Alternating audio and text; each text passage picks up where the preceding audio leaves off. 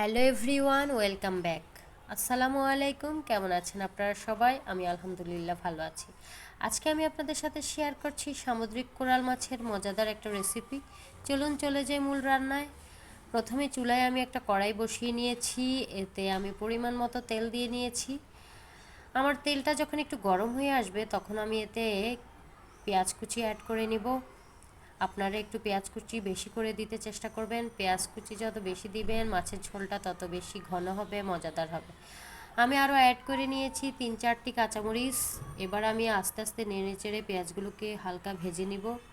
আমার পেঁয়াজটা হালকা ভাজা হয়ে গিয়েছে। এবার আমি এতে অ্যাড করে নিয়েছি 1 চামচ রসুন বাটা, 1 চামচ জিরা ধনিয়ার গুঁড়া, 1 চামচ পরিমাণ হলুদের গুঁড়া, 1 চামচ মরিচের গুঁড়া, 1 চামচ লবণ। আমার মশলাগুলো দেওয়া হয়ে গিয়েছে। এবার আমি মশলাগুলোকে ভালো করে নেড়ে চেড়ে একটু ভেজে নিব। এরপর আমি একটা টমেটোকে কেটে টুকরো টুকরো করে পেঁয়াজের সাথে অ্যাড করে নিব, কারণ এখনকার টমেটোগুলো একটু সিদ্ধ হতে সময় লাগে, তাই আমি একটু আগেই দিয়ে নিয়েছি। একটু কষিয়ে নিব। এবার আমি টমেটোটাকে নেড়ে চেড়ে কিছুক্ষণ কষিয়ে নিচ্ছি। আমার মশলাটা যাতে পুড়ে না যায় সেজন্য আমি এতে কিছু পরিমাণ পানি অ্যাড করে নিব। আমি কিছুটা পানি অ্যাড করে নিয়েছি। এবার আমি ভালো করে নেড়ে চেড়ে মশলাটাকে 5-6 মিনিট একটু কষিয়ে নিব।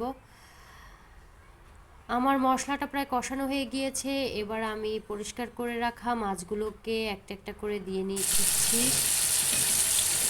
আমার মাছগুলো দেওয়া হয়ে গিয়েছে। এবার আমি একটু নাড়াচাড়া করে মশলার সাথে মিশিয়ে নিব। আমি নাড়াচাড়া করে নিচ্ছি। নাড়াচাড়া করে এবার আমি 10 মিনিটের মতো মাছটাকে একটু কষিয়ে নিব। আমি আবার এই সাইজের কোরাল মাছটা বেশি পছন্দ করি। বড় কোরাল মাছের এক ধরনের স্বাদ, এই বেবি কোরালটার অন্যরকম স্বাদ। তো আমার 10 মিনিট প্রায় কষানো হয়ে গিয়েছে। এবার আমি এতে 1 কাপ পরিমাণ পানি অ্যাড করে নিব। 1 কাপ পরিমাণ পানি অ্যাড করে আমি আরও 10 থেকে 15 মিনিট মাছটাকে রান্না করব। আমি একটু নাড়াচাড়া করে নিচ্ছি। নাড়াচাড়া করে আমি ঢাকনা দিয়ে 15 মিনিটের মতো রান্না করব।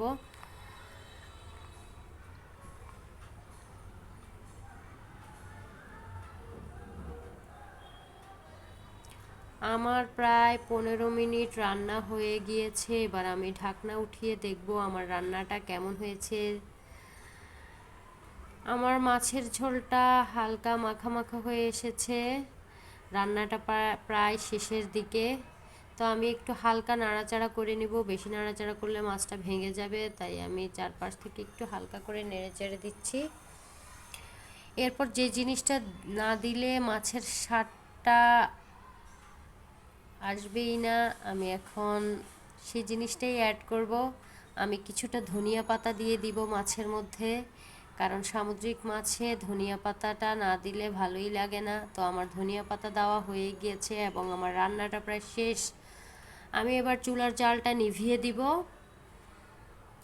দেখুন আমার মাছের কালারটা কত সুন্দর হয়েছে। আপনারা সবাই বাসায় এইভাবে মাছ রান্না করতে চেষ্টা করবেন। ধন্যবাদ।